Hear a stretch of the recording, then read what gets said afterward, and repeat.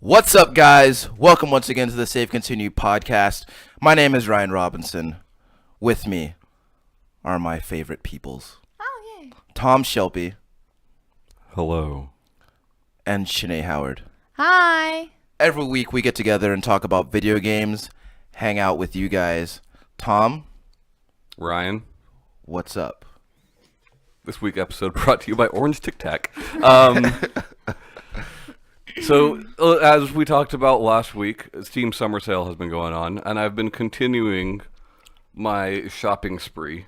Oh. So this week, I've already played these, but I bought all three Danganronpa games that are currently out, Okay. Nice. and I'm playing those. It's a very Japanese week for me. Playing Trigger Happy Havoc, playing Death Smiles. Ooh. Yeah. How's Death Smiles? Well, I mean, it's always been great, but I haven't played it since it came out on consoles last gen.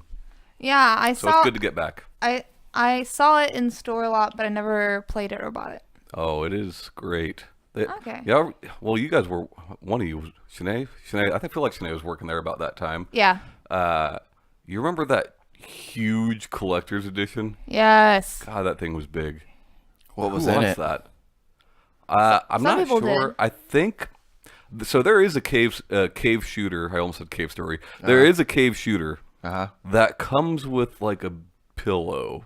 And I don't know if it's Death Smiles or not. I kind of hope it's not Death Smiles because I'm pretty sure all those no. girls are underage. Hyperdimension Neptunia Neptunia. came with a pillow. No, but there is a cave shooter that does it though. And I think the same line also came with a booby mouse pad. Yeah. Uh-oh. You want those Yeah. boobs, you know? It's really good wrist support. Yeah. But yeah, I just am on the titties. mostly just those two. But real happy to be playing them again though. Yeah? Yeah. What about you, Shanae? What's been crack-a-lacking? I've been moving. Uh-huh. Had a tragic laundry incident. Oh, no. And then finally got to play some Persona 5 last night. How do you likes? I like it so far. It's all right. Normally with Persona games, Uh-huh. I will look a couple things up online just like for like tips or like make sure like I don't miss something. Uh-huh. Like You can't do it, dude. What, you're gonna ruin the experience for yourself. Everyone wants to maximize the day, right? You want to maximize your day, but you can't. You can't do everything. Yeah. yeah, but I didn't do that at all with Persona 5, and I'm gonna try and continue to stay strong with that. Because I know that I'm probably going to miss stuff and then later find out about it and then I'm going to get real sad. But it's been fun, like, kind of going in. I don't want to say necessarily blind, but I guess kind of blind, just, like, as far as, like, what I can and can't miss. And that's a new experience for, like, that type of game. So I'm pretty excited. I'm liking it. What did you name your guy? Shazy Butts. So with like 3 and 4, well, last time we played 3, we named the protagonist something ridiculous. I don't remember what it was. Yeah. But typically I will name them the canonical name. Yeah, I thought about doing that, but I decided that the name that I gave him was cooler, so I went with What that. was your name? I just, went kind of traditional. Just his name is Shinji Kazama. Okay. So nothing. It's not Shazy Butts, but Both terrible. what would you name your guy, Tom? Well, I mean, if I'm giving a name that is not the actual name of the character, Yeah. if it's a lady, I typically go with Thea Merlin. Oh man, Yeah, she stole both our hearts. right. Yeah. She just looks so good in crop tops. If it's a dude, it varies, but usually something normal. Yeah. Yeah, Like But why- Tom Shelby. sure. Yeah.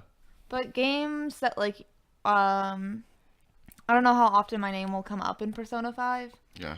but games like Harvest Moon and Pokemon, it comes up a lot in So- chat. And so I mean, like if I'm gonna see a funny name, if I'm gonna see a name, I want it to be a funny name. So why then in My Horse Prince did you give it your name? Yeah. What was? Oh. Yeah, that's actually a good question. Because the Tomy games, You want to feel romance? Well, Tomy games are like different. I mean, like I just kind of I'll go. say. Well, I go all over the board. I just figured for Horse Boyfriend, it would make sense to put my name in it since I figured it would probably come up. Yeah. I did it for the Chucks. You sure about that? Yeah. Okay. If you had the opportunity to name the horse as well, what would you have named the horse? Ryan. Seabiscuit. Oh, Seabiscuit. Chop those fucking onions. Man, it's fucking nightmarish. You know, I keep, periodically I get a text or a message on Facebook about like that's basically I just watched your horse boyfriend video, and it's pretty unanimous that Did I tell you about my dad asking about our YouTube channel? like what is it? Or Oh like, how no, do I yeah, get to it? yeah. He was asking me how to get to it because he wanted to see what the show was like. Yeah. Okay. And the Instant last disappointment. the last episode we recorded and posted on there was Horse Boyfriend, so I had to tell him about it. I was like, Dad, don't watch this video. It's just like it's not gonna make a lot of sense, and you're not gonna get the jokes. And so my dad watched one of our main show ones, and he thought it was fun, and he liked it. What I was afraid was gonna happen was he's gonna be like, well, I watched a few of your videos, and it seems to be every week just an hour and a half of those other guys making fun of you. Oh no, he loves that. he loves that. Him, my mom, and Berto all will make fun of me together as a trio whenever they're around each other, and like for like family events. Like if one gets a good joke in, the other two will normally like just dogpile it. So he thinks it's funny. But it does not help your self-esteem. It's fine. My self-esteem is fine on that aspect.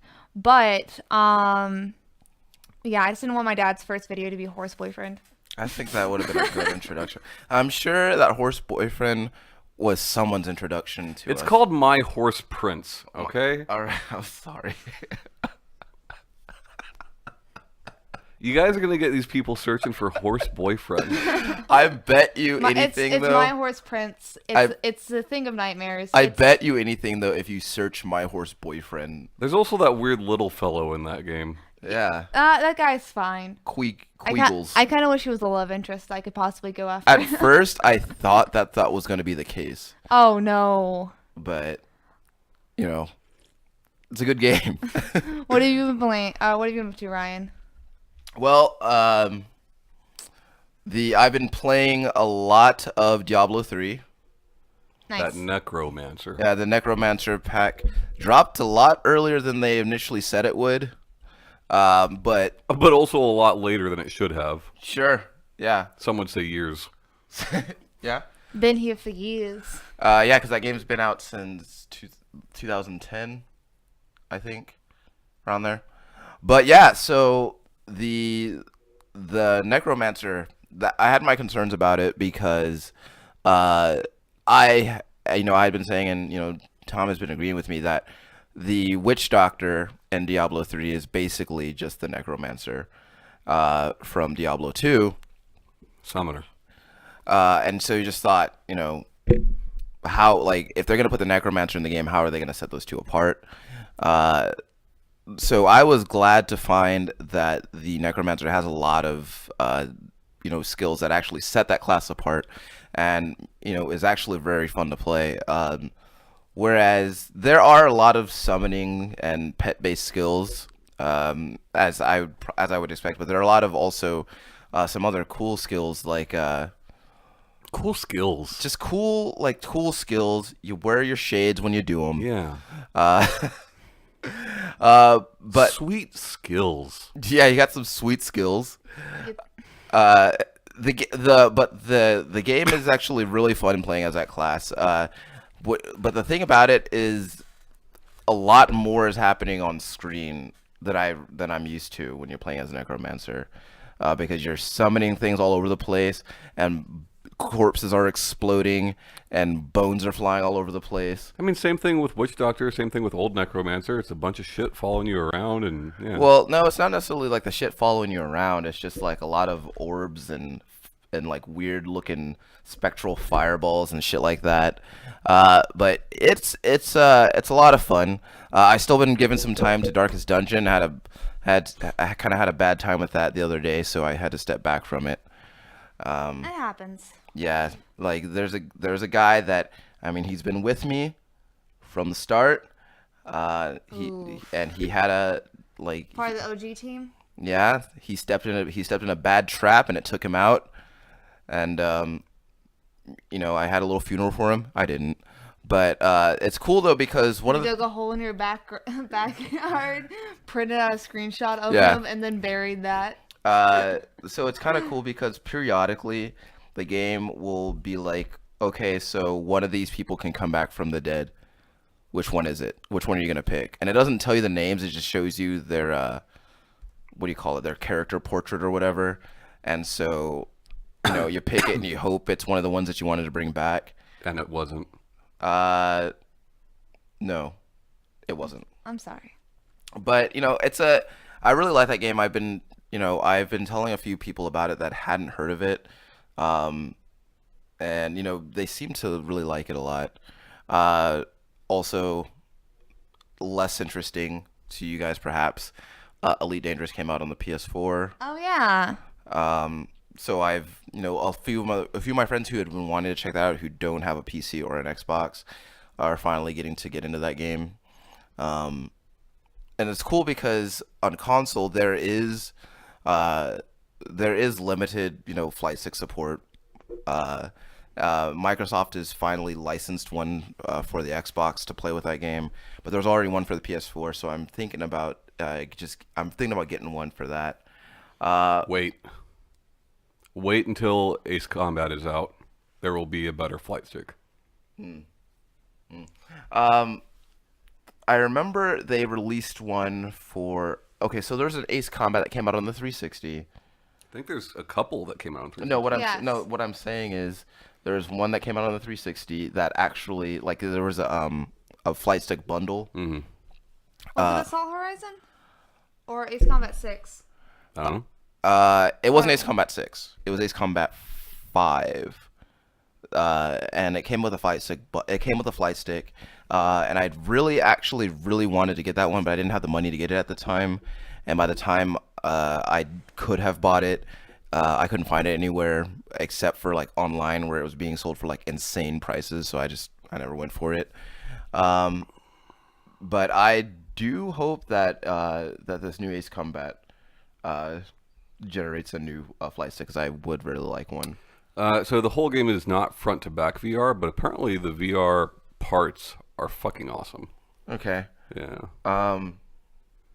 That makes me wonder. So, are there parts where you put the VR headset on, and then you take it off later on? No, I'm sure it's probably a different mode or something. Oh, I can't imagine that they would have you, doing that. Yeah. But I could be wrong. It would be fun to play an Ace Combat in VR, though. I would like that. Anything cockpit.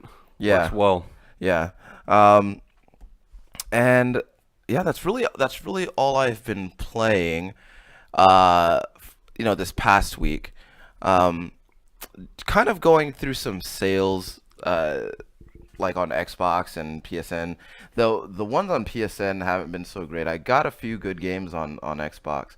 You ever hear of that game, Bullets of Blood and Cannoli? Yeah. I finally tried that game out because I've been curious about that game for a while. Yeah. And you know what? I don't like it. I mean, I've not played it, but it did not look good to me. It didn't look good to me either, but it was so cheap. Yeah. And I was so curious. No, I about got that. Speaking of, and we'll talk about it after the show. Okay. I just have an idea for a new show that kind of centers itself around that. Okay. Yeah. All right. Stay tuned, buds. All right. So, guys, What? Shanae, Yes. what are we talking about this week? This week I wanted to talk about games that have either defined or changed or majorly influenced a genre, Okay. and just talk about why they did or things about it. Just Okay. and I'll start us off if y'all. Yeah, do that. So the first one, first genre I wanted to bring up was first-person shooter. Oh, hell yeah. Okay. I'll do. My pick for it was Halo. Okay. Why? Because all right. So my points on the Halo being genre influencing and defining, I feel like it really popularized the or the Xbox console. I've never heard of a game selling a console like it did. The fact Mario that 64. oh yeah. Yeah. Mario All right, Brothers. Point proven. But I mean, at least I guess like in more recent, I guess it's one of the more recent ones where you define a console. Yeah. Like LAN parties. When people say LAN parties, 90% of the time they're talking about Halo. Yeah. At least in my experience. Sure. It just really, and obviously that franchise is huge. It's in pop culture. Yeah. It's still alive today. Yeah. I feel like it's dying though. It's not nearly as strong as it was, but that's my pick. Ryan, what's yours? So I think that Tom and I are gonna be in agreement on this one. I'm gonna have to go with Doom. Yeah, I mean, if we're talking about a game that is the most influential to a genre, that changed the games going forward, I'm gonna say most, but like ones that are. I'd have to agree. Doom, Deathmatch. Yeah. So Doom was influential in like a very like profound way. In fact, it was, and I feel like for a lot of people that was also like their first person shooter. That was my first one. I played it before Wolfenstein, before Sphere of Destiny, you know. Yeah. Now, that's not to say that, there haven't been shooters that have influenced the genre since then, but I think that Doom is most responsible for laying down that groundwork and bringing first person shooters like really, to the mainstream. And, because, yes, everybody knows Halo, but, you'd be hard pressed also to find someone who doesn't know Doom, I mean, here's the thing. Except for younger generation. I mean, my nephews. But that doesn't change how influential it is. They'll know about it now, but I Right. don't know if they know that the newest Doom is based off of another Right. one. Sure. I mean, I don't know. When you first brought up this topic to us last week, I was thinking like all week I've been thinking what games affected the genre more than anything else. That's the way I've been looking at it, and I do think Doom is that. Yeah, it's probably the most popular first-person shooter to come out of that time. It is where Deathmatch comes from. Yeah. And it is one of the first games to have heavy mod support. Like, you have mods because of shareware games like Doom.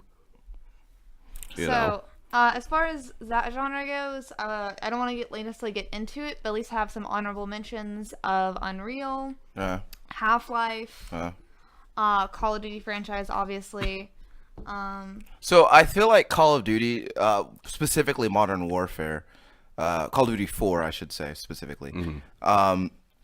I feel like there was definitely a shift as far as online multiplayer was concerned with first-person shooters. That was really when you started to see a lot of the progression-based systems that you see in a lot of first-person shooters now. Yeah.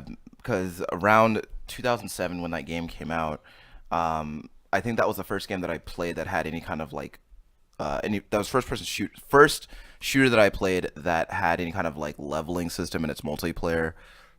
And then, shortly after, we were seeing it with a lot of other games. Like I saw it in games like Battlefield, and it was just it was a really cool thing to see, them put that carrot on the stick in front of you, because before that, I really think that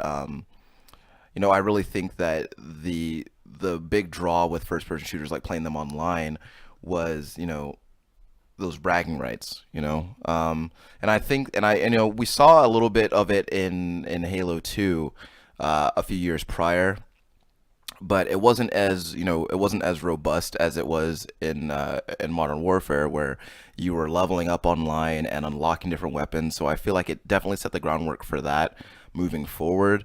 But we wouldn't have Call of Duty if it weren't for Big Daddy Doom. So, no, but that's why I just said not get into it and just do honorable mentions. Yeah. Big Doom. I want to play some Doom now. So, Doom's the right answer. there's What's the way on a button? so the next category is role-playing games. Yeah. And it's kind of vague, but my pick for a really really big influential game is Pokemon Red and Blue. Okay, why? There were monster capture games before, but before Pokemon came out, but none of them then or since then has ever reached the popularity and worldwide appeal as Pokemon has achieved. Okay. The sales kind of like speak for themselves. I feel like every generation since it's come out has had their own like Pokemon game that's their first one. Sure. And there were solid games. I mean, it still is super relevant, Red and Blue today. I mean, and then like Twitch plays Pokemon. Yeah. The games are still expensive. Yeah. Well, I mean, Nintendo kind of makes sure their games stay expensive. Yeah, it's all about them dollar bills.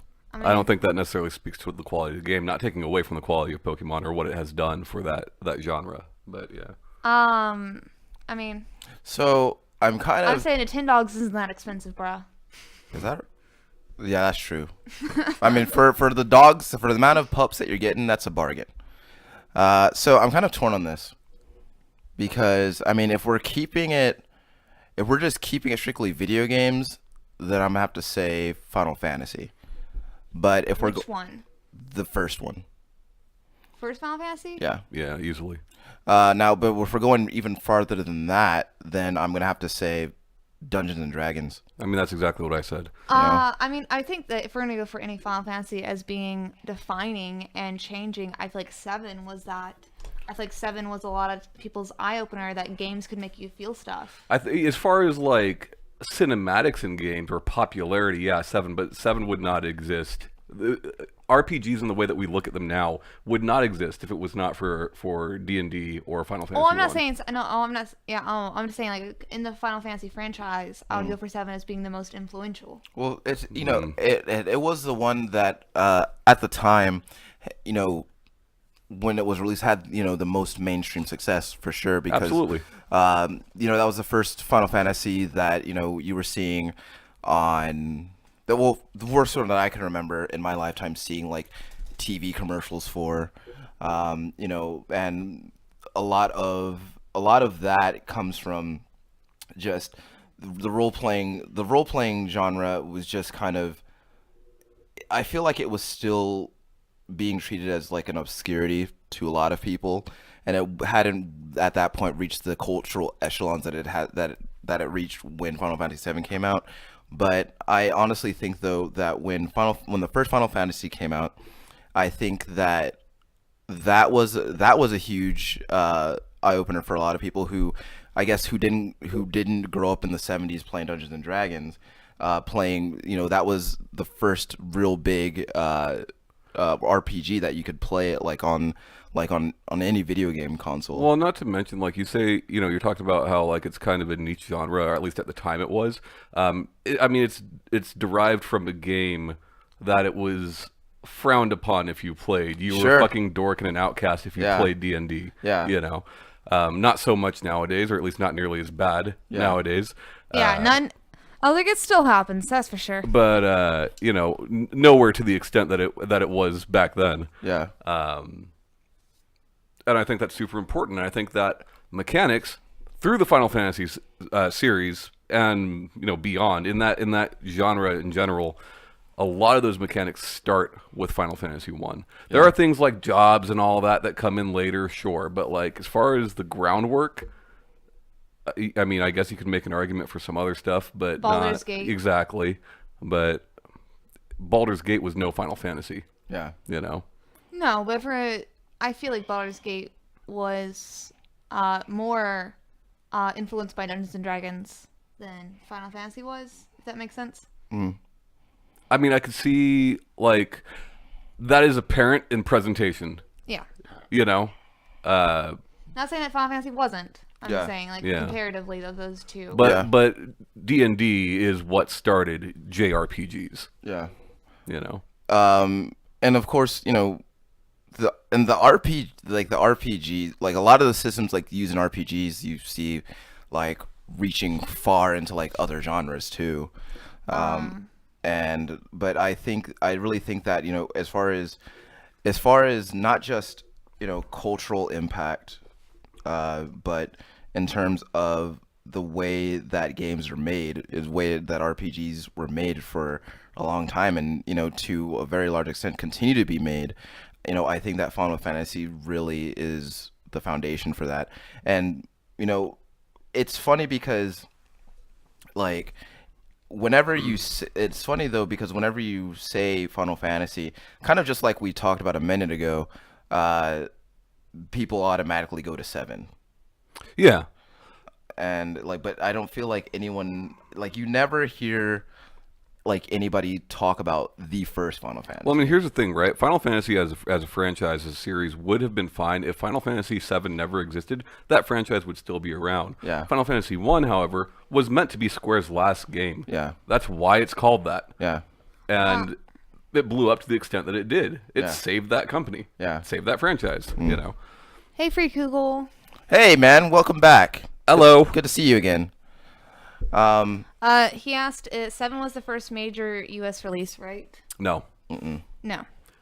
So we got 1, 2, 5, and 6, Yeah. right? Yeah. 5 was no. We got 1, 5, 6, 7. Yeah. 5 was released as 2. 6 was released as 3. 3. Yeah. Yeah. But yeah. So honorable mentions with that. Y'all can add anything you want. Of course, we have already mentioned it. Baldur's Gate. Right. Even the Dragon's Quest. Dragon's Quest. I mean, Phantasy Star. Ease. Phantasy Star. Yes. I would say even World of Warcraft. I know it's an MMORPG, but still, that's. I mean, that definitely, like, it's kind of, they're almost their own genre in a way. Yeah. But that is that's without a doubt the most influential MMO, right? Yeah. Like, there's no way around it. Yeah. Oh my God. So it's like it's like this really weird thing, right? Because there had been successful MMOs before World of Warcraft. Sure, Phantasy Star Online. Yeah, but then like if you released an MMO after World of Warcraft, Yeah. like You are still compared to that. yeah, and so Still today. I mean, And Free Kugel is right. Also, Chrono Trigger. oh yeah, sure. Yeah, Chrono Trigger, Yeah, sure. definitely. Yeah. Yeah. What was I saying? Oh yeah, so if you released an MMO like so anywhere between 2004 and like 2010, that shit was gonna fail. Yeah, well, we saw a bunch that were good, for all intents and purposes, better than Yeah. World of Warcraft. But That people couldn't do it. Oh, Well, it's not even. You play one. Oh, so Yeah. a lot of the problem with those were, and I know somebody who played a lot of them, is that there wasn't, because they didn't have the time and the money that World of Warcraft had, the in-game content wasn't enough to keep you there. Sure. yeah. And so people who, especially are the ones who are used to that genre, would level up relatively quickly. Sure. And then just lose interest. And then, yeah, because if you have nothing new to do, Yeah. you're It just not sucks. gonna Like give a shit. it sucks that like we could see games like Guild Wars, not the second one, but the first one, or like the Old Republic come out, which are Oh, phenomenal KOTOR. games. No, not KOTOR. No, KOTOR is an honorable mention for RPG. Okay, yeah. Because I loved it. I mean the MMO, the Old Republic, phenomenal game, extremely well funded. Still had to go free to play within a year of release. Yeah. You know. My honorable Well, there's mention. also there was a lot of issues with that game. Neverwinter Nights. Sure. Yeah. Sure. Never played it, but I don't think it's that influential, but I do think it is a classic and a staple. Okay. It's a different opinion. Since we're done with honorable mentions, next genre I want to talk about is fighting games. Okay. Tom's favorite. yeah, I think it's obvious. That's yeah. Besides our next category, it's probably the one that I'm like least this is versed comparatively to you guys. Okay. My vote for one of the more influential ones is Mortal Kombat. It brought like a lot of the gore. I think There were a lot of Mortal Kombat clones that failed. Yeah. Katsumi Ninja. Tattoo assassin. And I was like, it's just like it yet again popularized a lot of stuff. Not that there wasn't already a popularity in that genre, Sure. but I definitely feel like Mortal Kombat brings in a different crowd than say like Street Fighter or Tekken. Definitely. Yeah. But let's not forget, Mortal Kombat exists because of Street Fighter. Street Fighter 1, and there were fighting games before Street Fighter 1, but Street Fighter 1 was not a great game. It's not terrible if you compare it to other fighting games that were around back then, but it's not great. Yeah. Street Fighter 2, I think accidentally became the most influential game because of the combo system. The combo system was not intentional in Street Fighter 2. Right. It's something that just kind of happened. Yeah. And now you see it in literally every fighting game that's come out since. Yeah. You know, I think had that not happened to that game, it would not be where it is today. It would not be nearly as big. People would not care about Street Fighter nearly as much. Street Fighter 2, because of that. So it's cool because a lot with any of these genres, like Unintentionally influential, yeah, you know. it's weird because with any of these genres, like you have where they started, right? You have the games that kind of lay the groundwork for everything that was to come, right? But then at some point during that timeline, then you have something that kind of branches the path, right?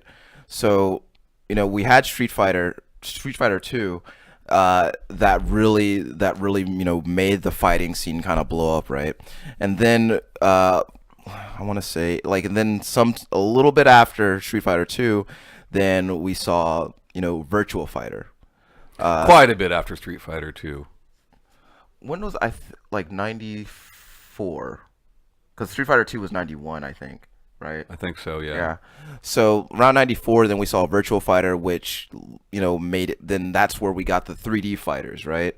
Tekken also was a big push in the 3D fighting. Yeah, so Namco kind of took the ball and ran with that one because then they did Tekken, and then they did Soul Edge, and then but it was really, I think that the idea of a fighting game in a 3D space was a really new thing that a lot of people seem to appreciate, but at the same time there seems to very much be a more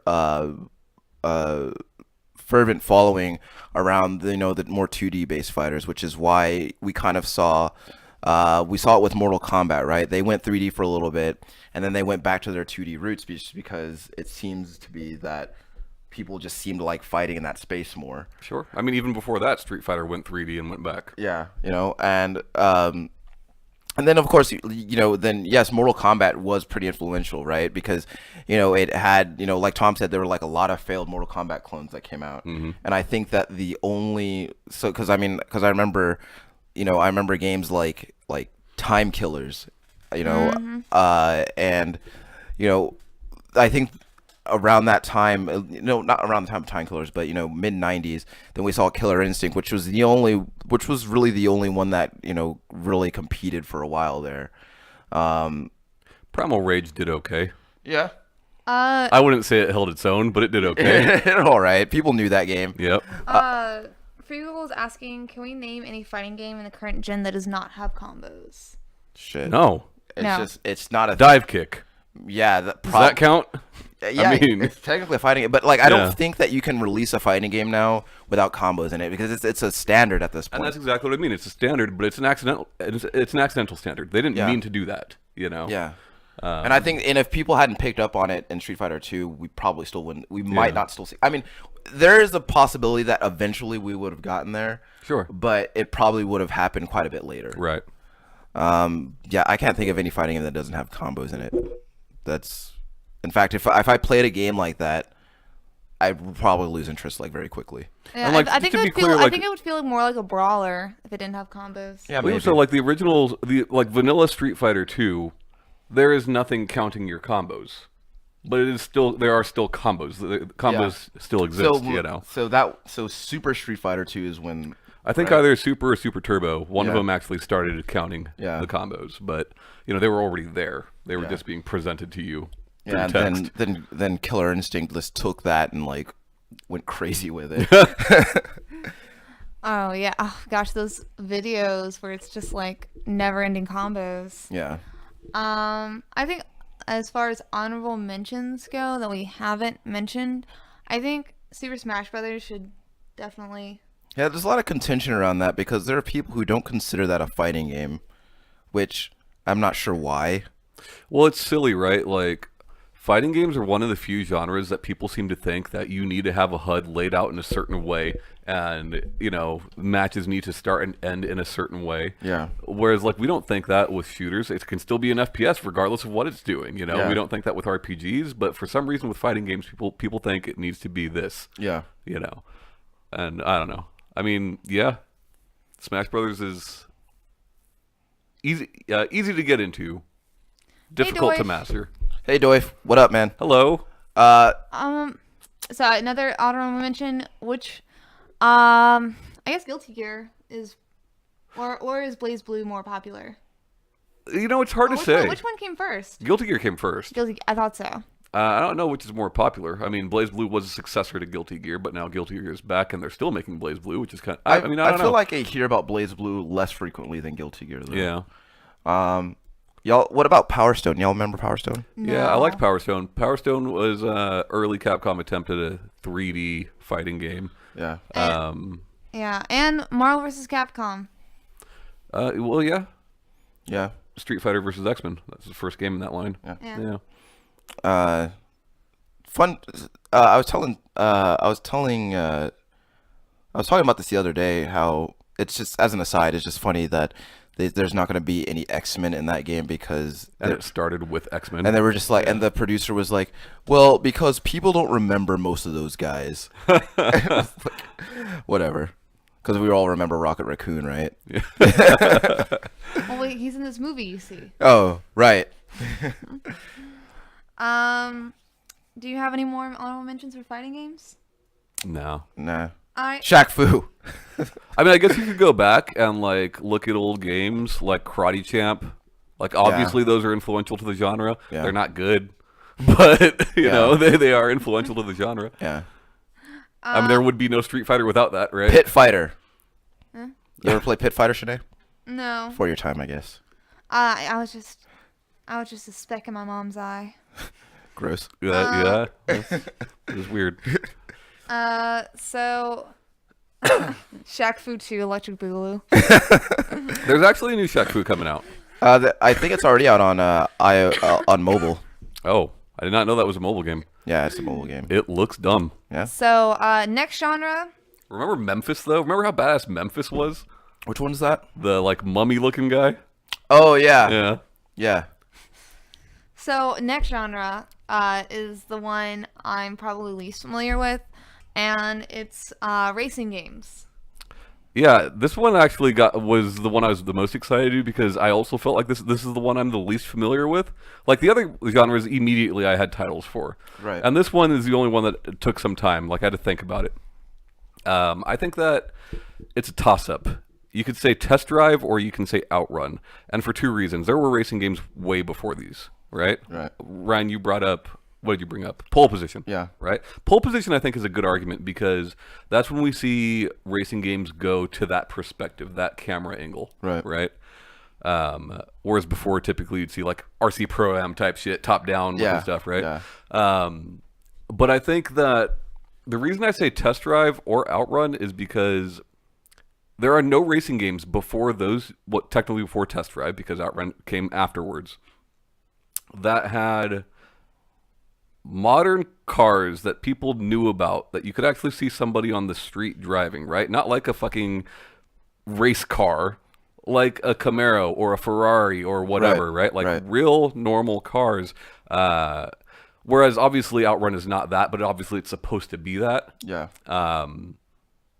And since those two games, and the reason I throw Outrun in there is because I feel like it was far more popular Yeah. than Test Drive was. Well, because it had an arcade presence. Sure. But, the reason I say that that is such a big thing and such an influential thing for the genre is if you look at racing games since those games, Yeah. that's all of them, right? Need for Speed, you're driving cars that right? Yeah. Mustangs and whatever. Project Cars, Gran Turismo, like Forza, that's all racing games now. Yeah. And it started with those two. Yeah. I mean, you have outlier exceptions like Sure, like but Ridge Racer and Burnout that are but- fake cars, but they're still mimicking Sure, they're those, modeled those after types real of cars, right? Yeah. You're not seeing like, yes, I'm aware there is still like weird fucking race car driving games, but they are few and far between, and Yeah. they are not. Those are fringe cases. They are not popular Yeah. in the way that these other games are, and it started with those games. Yeah.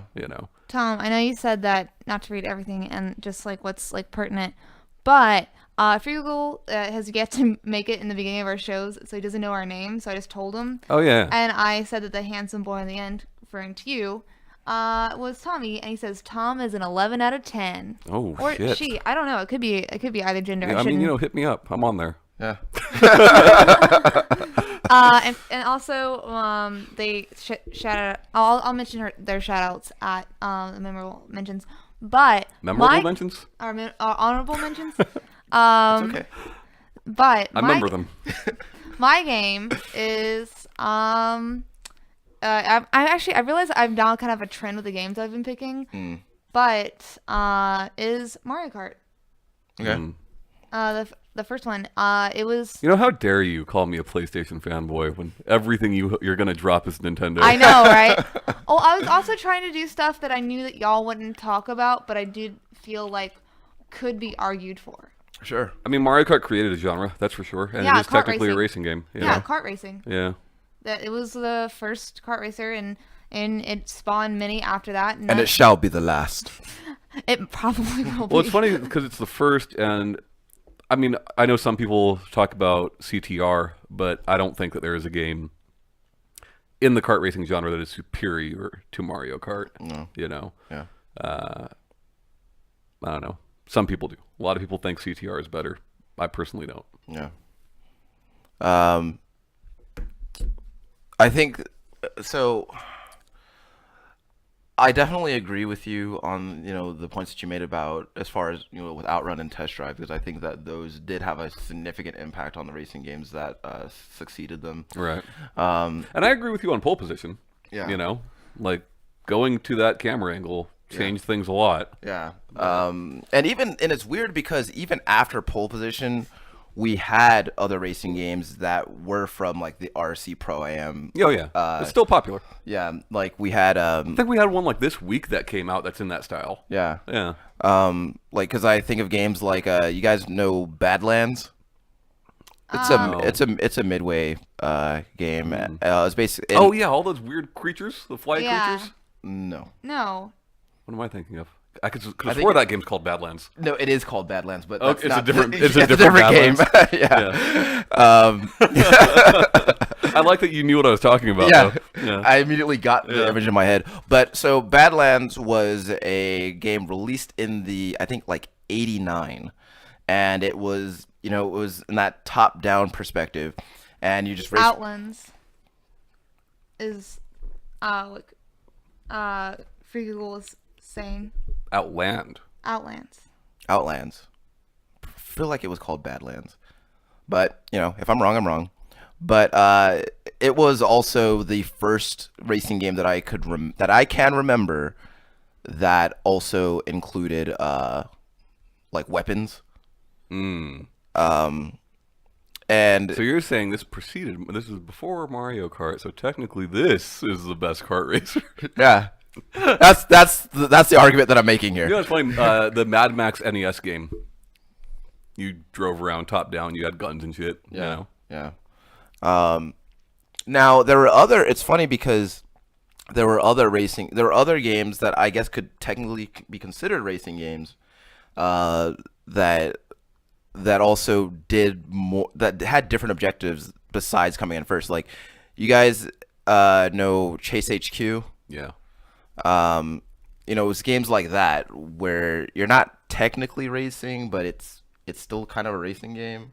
Well, I mean, like we talk all the time about Pursuit Force, criminally underrated, and that is not a racing game, but you are still having to get somewhere in a certain time. You're still having to catch up to that person. Yeah. So you might not be racing for first position, but you are Yeah. still racing. You Yeah. know? I don't know. And I feel like that was also the objective in Outrun. Yeah. Because because the game starts you off like driving next to it, like you're on the starting line with somebody. Yeah. But you're not like first or second. You're Right. just trying to get to checkpoints. You're trying to get to the next checkpoint, yeah. Yeah. Yeah. So for honorable mentions, Rock and roll racing. there's Wipeout, F-Zero, and I think what else? I mean, F-Zero, yeah. F-Zero kind of spawned its own genre. Yeah. Like, I can't think of a game like that before, and I can think of a shit ton after. Whether it's Wipeout or Hyperzone or whatever it might be, you know. Yeah. Next genre, and this is gonna be Tom's favorite, Is it? puzzle games. Oh. I mean, my favorite was the racing one. Because that actually took some thought. Puzzle games is easy. It's Tetris, obviously. That hands down is the most influential puzzle game. Yeah. As far as video game puzzle games go, that's it. I mean, you can't really argue with that, you know. Alexei Pajanov? I don't know how to say that name. Yeah. I mean, so there are, in my opinion, a couple of games that saved video games, right? After the video game crash, Nintendo was doing their test markets in the US, right? Let's release NES in New York and see how it does there. Let's release NES in New Mexico and see how it does there. And then we'll do a full-fledged release. So while Mario was not a launch game, Super Mario Brothers was not a launch game with the console, it came out very shortly after, and it was, I believe, there by the time it was for sale across the entirety of the US. And that game definitely helped bring video games back. I think Tetris is another argument for that.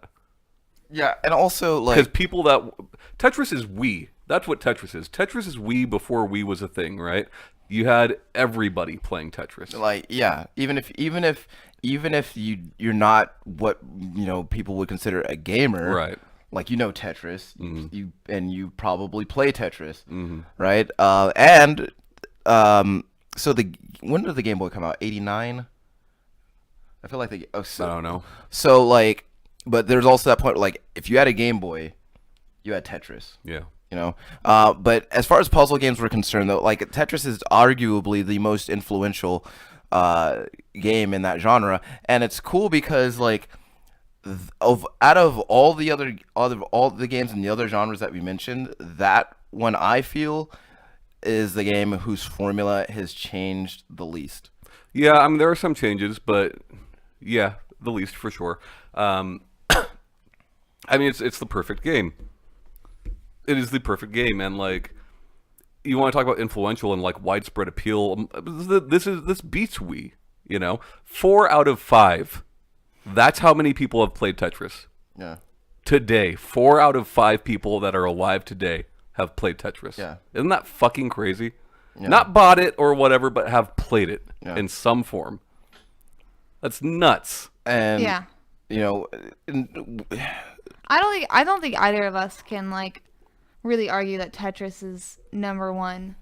I mean, I guess in Japan you can make an argument for Puyo Puyo. Okay? Puyo.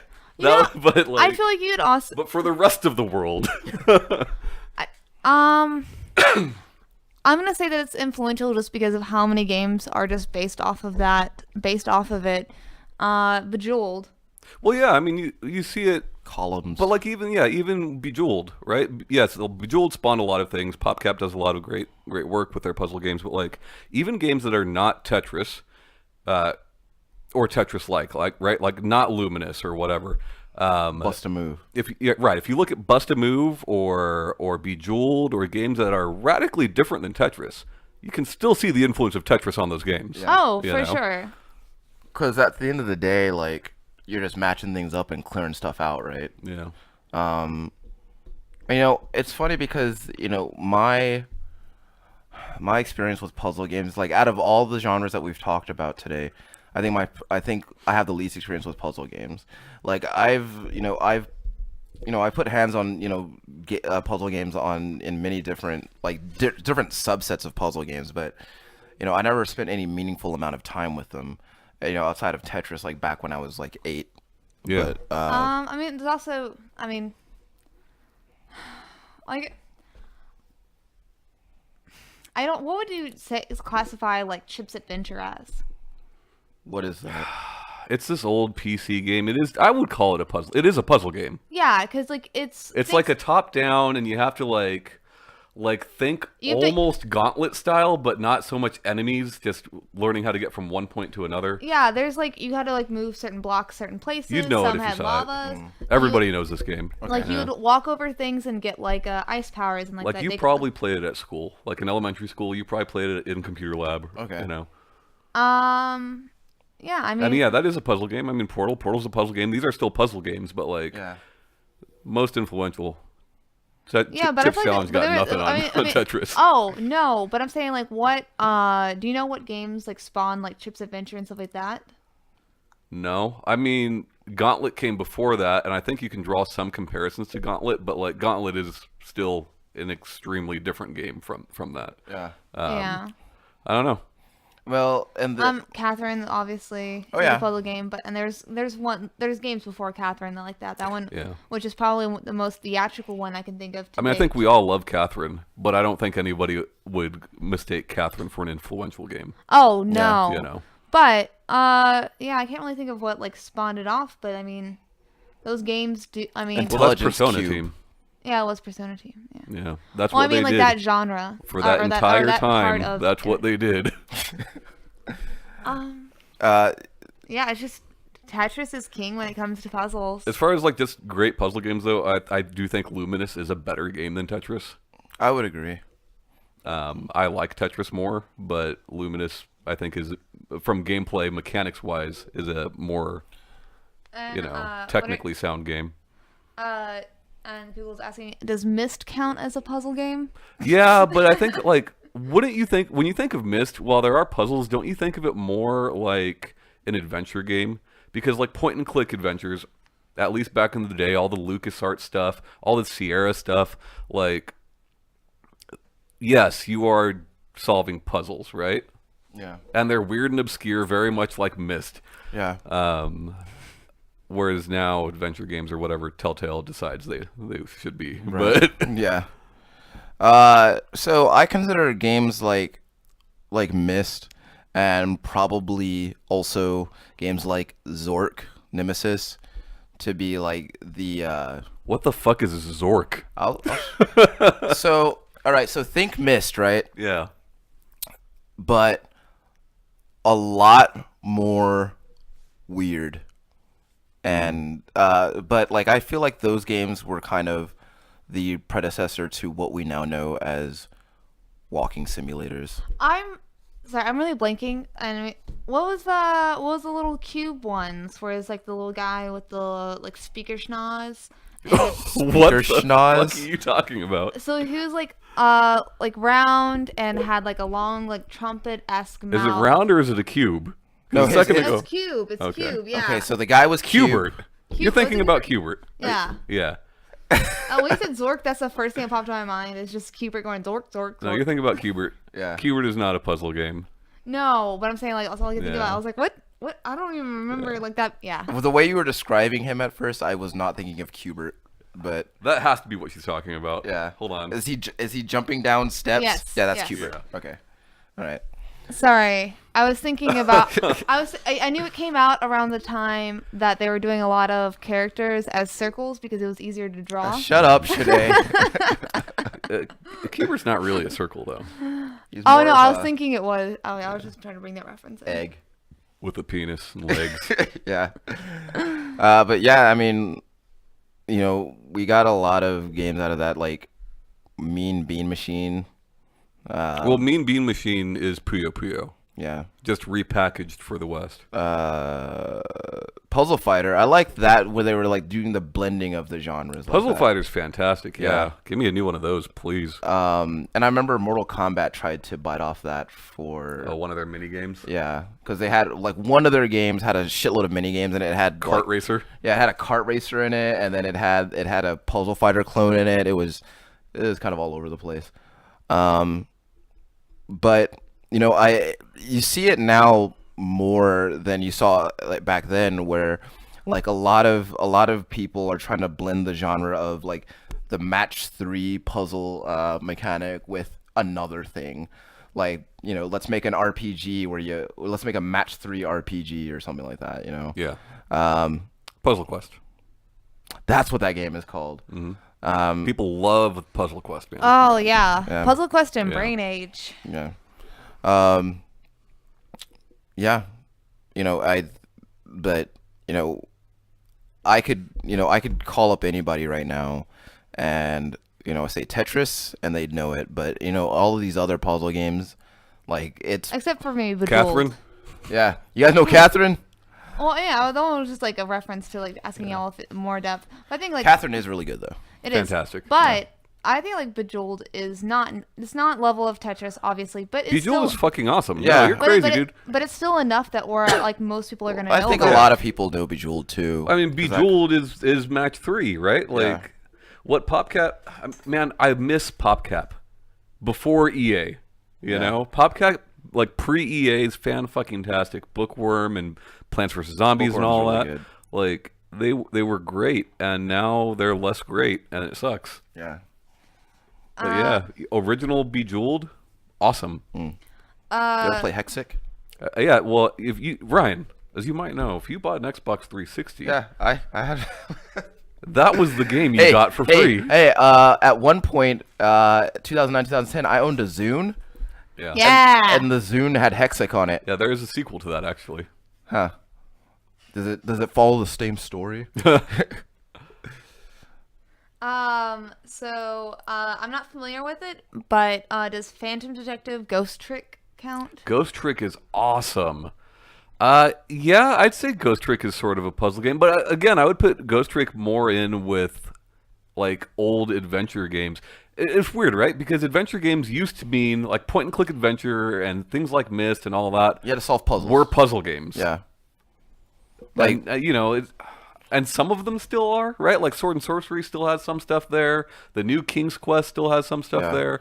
But like Life is Strange, not so much. No, like, and no Telltale game Telltale, nowadays not so is much. not, you know, But I mean, yeah, they're puzzle games. They're all, that's what you do in those games, right? like but you have puzzle. Awesome soundtrack, by the way. Play that game, you guys. Play it. Also, Professor Layton. I'm telling you guys play it. Professor Layton. Yeah. Yeah. I Phoenix mean, Wright. Phoenix Wright, I don't know. Yeah, I guess sort of.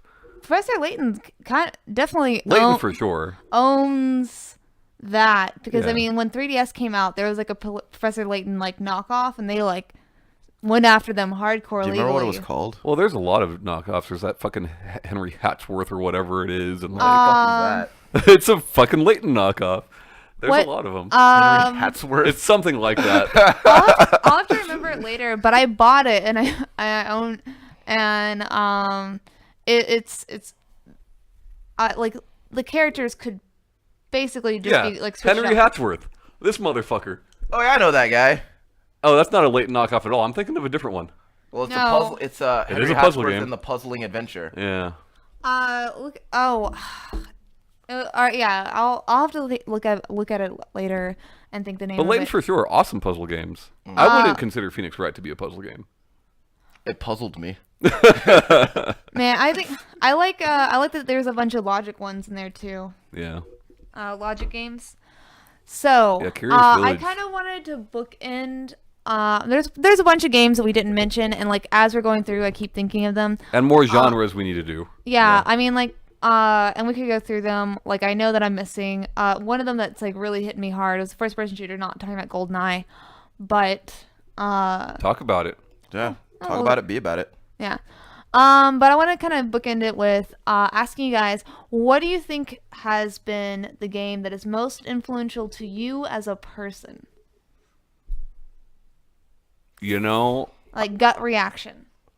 I think they're mostly games that we've already mentioned for different reasons. Street Fighter, Doom, both of those I think are very influential to me as far as things that I continue to consume as an adult. But I don't know, like Doom, not so much because of what that game is, but because of mods. Like Doom is my first exposure to mods. I think it's a lot of people's first exposure to mods. And that's continued to interest me and continued to interest many, many people, right? And then, yeah, like Street Fighter is kind of my introduction to anime. Like that shitty 90s Street Fighter movie Yeah. is kind of my introduction to anime, and I would Yeah. not have watched that had it not been for that game. Right. You know? So, like, those kind of continue to... Like, things I do are still directly tied to some of those ancient fucking games. Yeah. Do you have something, Ryan, or do you want me to go? Well, it's hard to nail it down for me because I have different games that were like they influence me like meaningfully, but like in different ways. Like for example, I have like my obvious go-to is River City Ransom.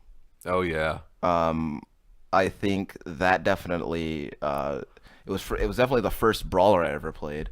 Really? Yeah, I played that before I ever played Final Fight or or Streets of Rage or any of those others. But at the same time, Doom and I think that those games were probably what influenced me the most. Now, Mortal Kombat was a huge thing for me because then it kind of changed forever how I looked at, well, not forever, but for a very long time changed how I looked at fighting games. The whole idea of like, fatalities and stuff like that, it kind of, it negatively affected me as a person. Motherfucker. Hold on. I gotta say something. Mortal Kombat, because you brought up the fatalities and all that shit, right? Mm-hmm. Is Mortal Kombat not one of the most influential games? Like, even outside of fighting games? I would say so. Yeah. ESRB because of that shit, Yeah. right? That's Like, also that's another thing I thought about afterwards that I didn't mention. I was Yeah. like, I should have mentioned the ratings thing more. Yeah. I was like, I kind of froze. And I was like, that's why pretty did I bring fucking it up? influential. Yeah. Yeah. But, Yeah. I don't know. Hey, Kingslayer. Hey, Kingslayer. Hey, babe. I smiled when he said River City Ransom because, of course, I have a giant tattoo of it. I should, yeah. Why don't we take a gander at that? You're not showing your nips. It's fine. No, it's all right. Twitch is fine as long as, I'll wear shorts next week. I'll wear, it's on my, I'm joking. I wasn't really expecting you to pop them off. Pop them off. we already discussed, since I've lost so much weight, I can just slip these pants off. Yeah. It's no big deal. Stop saying slip these pants off. Just pop them off, Ryan. I'm gonna say definitely River City Ransom, of course, really opened my eyes, and Man, it you was guys love that game. Yeah, well, Tom, we love that game because it is a meaningful part of our childhoods. I know, it's just the way you guys talk about River City Ransom. It's so funny sometimes. Shanae just said it opened her eyes. I feel Well, Shanae, I feel like I feel the same. Yes, thank you. It was in a time of my life, playing that game was Barf. just opened my eyes to video games and getting into them. Okay. And it Okay. really made me enjoy. I mean, I played little games before, but I never really thought about completing games and purposely wanting to do all of it. Even with Legend of Zelda beforehand, because I played that before and I didn't really I wasn't really focused on finishing it. I was more of what can I do, where can I go, sort of things. Yeah. And so that and Final Fantasy VI. Seeing my sister's friend play that, I just can't remember a time where I was enraptured by a game immediate like that. Isn't that the game that you first saw a chocobo and you were like, "What is that?" Yes. Final Fantasy VI, man. I think like everybody knows that opera scene, and characters like Kefka and all that. Like, yeah, that's a big one for sure. So yeah, I think those two are still pretty evident in the games I play. Yeah. Of what shaped kind of like what I got into. Yeah. Yeah. Yeah. Influential games. Mm. All right, Sinead. Well, this was a fun talk. This is a Yeah. fun talk that we had with you. Thank you for opening our eyes to this topic. Oh man, y'all are not gonna let me live that down, are ya? Sinead, you want to play us out? I mean, look, I wish I was that passionate about a video game, What? Do you wish that you loved anything as much as we loved not Final Fantasy, River City Ransom? I mean, I think there are things I love more than you guys love River City Ransom. Like your children? I don't think that there I are... was like, is your children one of them? I don't think that there are video games that I blindly love as much as you guys love that game. It's not blind. Sinead just said it opened her eyes, so she's not blind. I say blindly love in that, like, I know more about the Kunio-kun series than you guys do. Yeah, sure. I know more about River City Ransom than you guys do. Sure. But you guys still just, Love it. you love it. Yeah. I could play some River City Because Ransom right it makes now. us happy. Like Yeah. when I even think about playing, Sinead, it brings me joy. whenever you punch them in the face and their eyes get all big and I bug-eyed. love it. That's why I have that tattooed because it's my favorite. Yeah, it's I really wish great. you had a tattoo from Renegade instead. Yeah. Because those They character were- models were ugly. Yeah. I love that game. And I love you for loving that game. oh. Don't touch me. All right. Sinead, take us out. Just have the fucking circle.